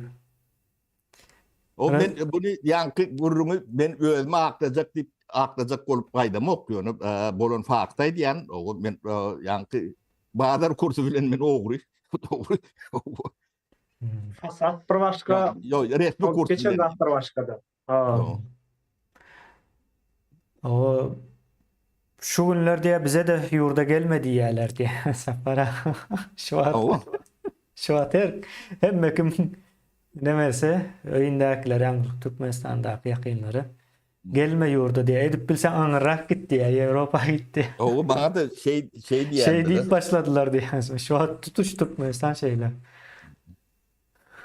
Kızıklı. Beyanaylar. Onun ne şunu diyen ettiler deyip ben kendi gıdıklarım. Başında düşman gerek diye de bir de. Ava, yankı sapara komünizmin haysiyetinde var ol. Daşından bir düşman demetmeli. Hatta O düşman olmana da sen yarayan diye. Hava, O yarayan. hava. Bunun Özem içinde yaş demet görün adam diye de. hava nemede sapara bu edil şu vakana George Orwell'ın 1984 kitabında pişik hükmünde ispatlandırıyor. Yo nemede hayvan ferma kitabında. Hayvan ferma Hayvan kitabında. çiftliği. O beýle 84'te de var. Ol başga ýa bir general hükmünde bir yerler ýöne. O hayvan ferma kitabında düşman neme diýerler? Ay bir deme pişik de o taýda hayvan fermasy diýip az şoň üstünden gelýär. Çykyp gidýär şol diýä ine daşky nemeler bilen dost bolup şolaryň içine. İşte bizim karşımıza işleýär daşyndan durup diýip. Şeýlene mänem berýärler. Bizi satty vatan dönüğü diýip. Bularyň hemmesi hem ýankı Stalin'in döwründe ortaya çykýar da. Köpsü sapara ine siz hem şol Stalin'in bir wagt çykaran zadynyň gurbany boldyňyz ine. Stalin ölüp gitse-de o hala masalarym şeýle Ben bilmedim. Deme kemine her bir şerde hayır vardır diýmesen. O. O da değil. Ýöne propaganda perde yalan bunu aşmasak bu nemeden çıkıp bolmaýar. Bunun nemeti ilki samimiyetten başlayandır. Yani yalanı ortadan ayırmasak yalan söylüyen adam bilen iş edip bolýan däldir. İş edip bolmasa da öňçülük edip bolýan däldir. O akıl gelýän däldir, pulum gelýän däldir. Yalanyň nemetine şu yalan sözlemeni ortadan ayırsaňyz siziň 50% nemäňiz meseleňiz çözülýär. Durmuşda da şonu alakdyr. Tücaretde de, biznesde de köp ýerde şonu alakdyr. Yalany ortadan ayırman, onun üstüne hiç zat inşaat edip bolýan däldir. Etseň de ýykylar. Ödem aşağına galar. Köplen şeyle bolýanlar. Biz yani fasadam yalan. Yani fasattığını kabul ettirmek için size yalan söylemeli. Bolýar onun yalan sözläp başlady da sen yok oradan başlayan. O da halka bir görürler onu. Hem de ki yalan söylemenin kendi yalan sözleşmiyor. Yine şu at bolan ýagdaý sizin dostunuz dost derler. Düşmanınız düşman derler. Kardeşiniz kardeş derler. Doğunuz doğun derler. Ayalınıza ayal deldir, ärinize Ayağınız da deldir. tenki derler. Ya da tenki alaktır. O çağağınız ten çağağın alaktır. Onun yönü tenki derler. Yalanın son veriyen meyvesi şudur. Biz bu da atları düşünürçe menen 70 yaşam kan görüntüm bu da atları irak düşündüm de. Yönü dinleyeceğim olmadan ayda bok. Talap olmasa aydıp görme de gerek geldi. Talap bağım kan divide bunun. Talap yok olsa benim işim gücüm var. O itim uşum var. O bağım bakacağım mı? Çolurdan meşgul olur yorun. Ben bu lokan yitiriyen de adım yok. Yitiriyen siz. O sizin çağalanız gelecek. O hem adınız. Bunu bir yerde dur deyip durdurup düzeltmek gerek. O nemesem ilk filak yalanı ortadan ayırmalıdır.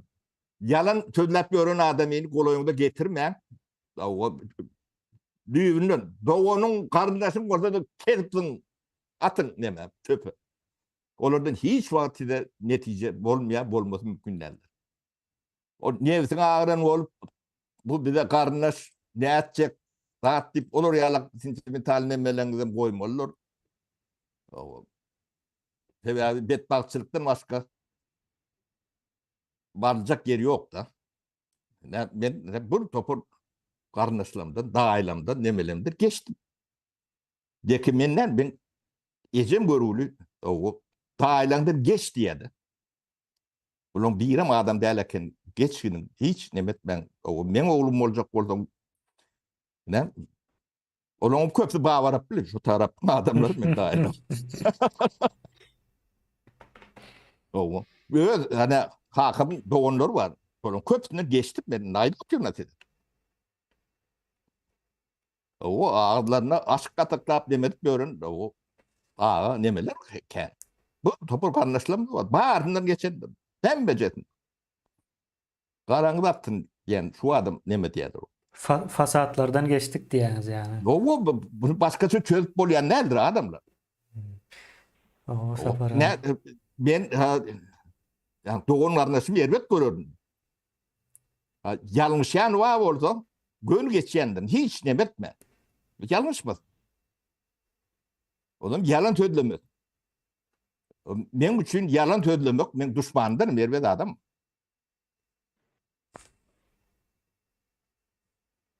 Yani doğruluk var da ne bedel. Bana ne yani ben maşinla pulun üstünde yatıp tutup görün adam. Çotaydan 5 mandalan nedir menki değil. Bana diyor alliyende de yani ölümü gerekten başka rahat bilen deme yok.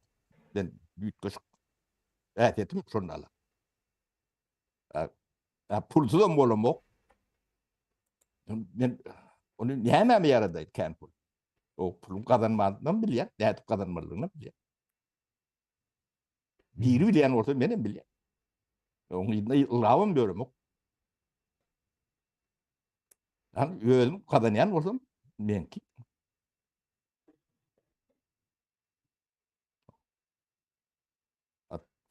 Bu yani doğru adam olsak şeyli olmalı. O anamın bağı olsa, sana anamın bağı olsa, o temgiden işleşenim var, anamşeyenim var, iş ediyenim var. Ben geçimim şu tayda takılın yani. Yani şunu Allah gelirini ödeyem. Son için ilki yalanı ortadan ayırmalıdır. Yalan söyleyen adamın devletin hiçbir huduğunu yerine getirilmelidir. Yani oğrudan da attığını berbetti yalan. Sebebi yalan adam anırdan gelen nemeni yani övün ne dedi? Bolmasa ne Türkmenistan'ın yeri, toprağı, günü hemme zat altın. Altın. Ben altının günün näýilek altınlygyny ben özüm görüp oturum. Şu wagt men şu jaýda oturum. Ve şu jaý nol zero diýedi. Nol enerji kabul edýän, yani harc edýän jaý. Nol.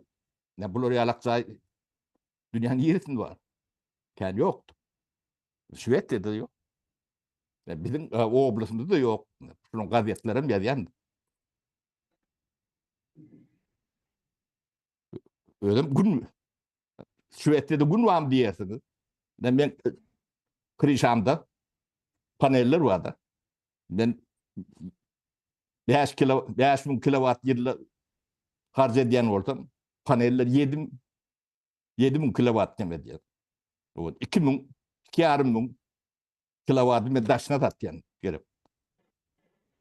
Özüm net demir galyk poliýum bäri ýanyna oturdy.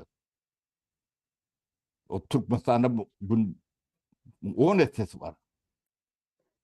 Ben ısıyımam, geliyimam, Akıl yok. ocağım, Altaydı. demeyemem jurnalık. Bu da artık bilgi bilen ediliyor. Rahmet bilen ediliyor. O men yalan söylep ýören adam boldum bu da atları edip bilmeýärdim. Hiç kim ananmaýaram.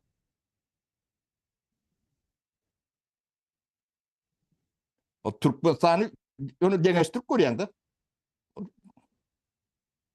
10 kayın 17 günde. Dursun elektrik. Gün. Ya bir akıl bir adam olsa, ya güneş paneller için,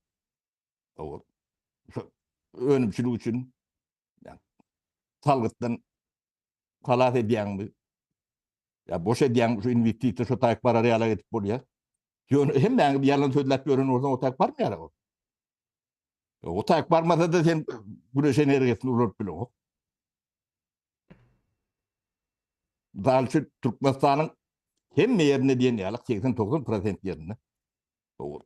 50 metrden suw çykmasa 200 metrden çykýandyr. 300 metrden çykýandyr. O elektriğin günden mut bolsa, ben 500 adam çıkarıp bilýän o taýyk. Suw ýok diýýärsin. Bilgi ýok, suwlukda ne? O batgaň içinde ýaşatýarsyň. O üstüňizde günüňizden bar. Çäge de altyn ýala çäge. Ya ulanıp bilmedi. Öyle çäge. Owa ýeňiş senin aýtjak zadyň barmy? Soň jemläli 2 saat bolup gelýär. Ýa uzun bolmasyn. Ya men aýtjak zadym şu akıl yok hemme zat var bize. Bilgi, bilgi. Akıl yok edýärler. Biram kanun yok sapara. Kanunyň üstünlügi hem ýok otaydy. Kanun, Akıl bolmasa kanun yok bolýar. yemiş, ahlak olmasa kanun işlep bilen o. Kağıda kanun var. Fasady. Yani ahlak.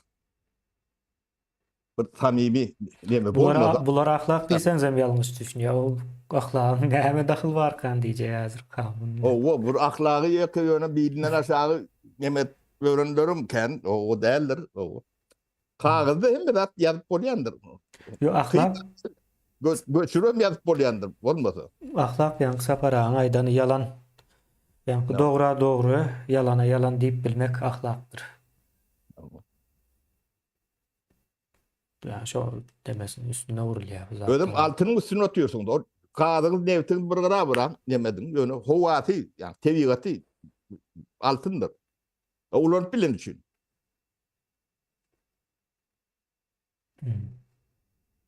Bolmasa da ýanky bir başda gurrun berdim. Bu ýol başçylaryň kollegesi. O ogru ödleýän, o her kwartalda diýerler onam. Şolary alak şuna çeni ogru ödläp ýörler da. O ýurdu materiallar aw. Ogru zapıyor keller yutmak var ya diýär. Yo, ol hiç zady düşünen oklar. İçinde şu problema düşünýän iki adam var da men bilen Atagylzy aga ýaşly adam da. Olaram yankı meselen çözecek adamlar şolar kıygırıp yankı bir de korkutup nemedi. O hem şöyle diyenlerden bilemdim. Kadiyette bir çare gördük diye etyendirler de. Her kuartırlar. Onu çözecek olan oklarım. Bu çözme neme olur realak teklif adam yok da. O nemediğinden bilen oklar. Ben onu sonra veriyenler. Diyecek karanlıkta diyen 12'de 1'de 2'de 3'te. Partiyi yıkbolayam deyip soruyanlar yankı diyenler. Sonra veriyenler. Yok diye. Onu hemsi doğru diyenler. Kim doğru diye. Siz doğru diyen. Onan bilen Ya, ok. birinci sekreter raykom diyen. So doğru diye. Yani tavar evetleri, direktörü, so taydın göverin ok diye. Parti yığılını oğa dedin diyeceksin. O sonra ertiği demetseniz bolunu ok mu diye. Siz so zatları teredin. O zatları düşünün ok mu? Şu giyice Yok traktörün memesini yakıp patı yıldıryan eken okuçulara. Yok. Diyece Olan parti mı? yığılın. Gödüşü ne diyenler. Olurum sonralık. Hava göz içindir yani şu ediyen ekenler. Ettiriyen ekenler giyeceğinin içinde. Gödüşün. Bu adamlar yatmalı değil mi? O kaçan yattı ya bu. Çağa bu adamım diyes o çağa olur. Yani plan yani Türkmenistan'ın birinci sekreter vardır. Birinci sekreter biliyor musun? Gurrum öğretmen. Halkta planı da olmasa, bastır 2 yılda olmasa götürüp öğrendirler. Ben bir var yani Suhan Babayev gibi birinci sekreterimiz vardı bizim. Yani Stalin'in Stalin doğusu. dövrünü. O Stalin'in dövrünü. O Stalin utözleyenler diyorlar yani tasdik numaralı. Sonra kabinetine giriyor olun. İlkulağa diye bir kız ağat diye ine diye yeme korkuyun içinde girer yalak yemen emettiler diye sonra bakım giyir tekin çıkarma deyip diye kapıyı açıp itip koyverdiler giyirdim diye açık ater edip diye yengeti bilen uğraşıyor diye de çilim çekip Suhan Babayev etevi deyip diye onu ya tavari Stalin Suhan Babayev Хлопук будет, Сухан Бабаев будет. Хлопук не будет, Сухан Бабаев не будет. Вы поняли меня, товарищ Сухан Бабаев? Товарищ Сталин, я вас понял. Öyle vururum öyle yani Suhan Babayev. Ana o parti oğurluk hem de adam şunun ne? Hava şu bir adamın ağzının arasından çıkan, iki de adamın arasından çıkan sözüyle. Fasat. Bir yurtta perman ya da buyruk bilen yöreyen olsa hem mezat demek şu tayda totalitarizm var. Kanun bilen yöremeyen demek oluyor. Kanun meyen köpçülüğün Adam nemesinde demesi, çıkıyor. bir adamlık devletlerde o kanun hiç şart olması mümkün değil. Kağıda bol biliyor, onun bolluğu değil. Yo fasat oldu var yani.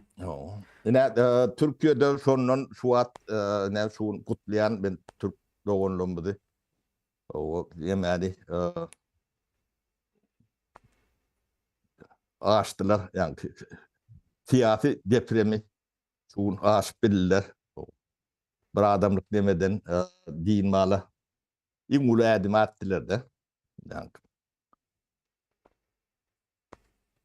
bir adamlık rejimi değiştirmeli.